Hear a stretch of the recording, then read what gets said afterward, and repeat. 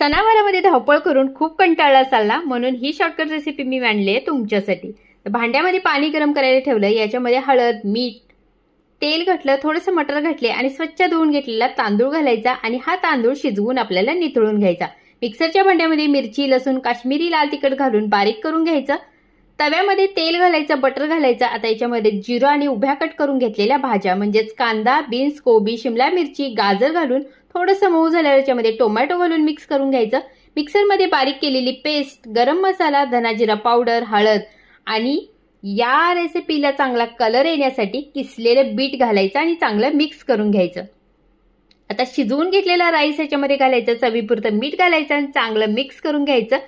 झटपट असा हा गरमागरम तवा पुलाव तयार आहे।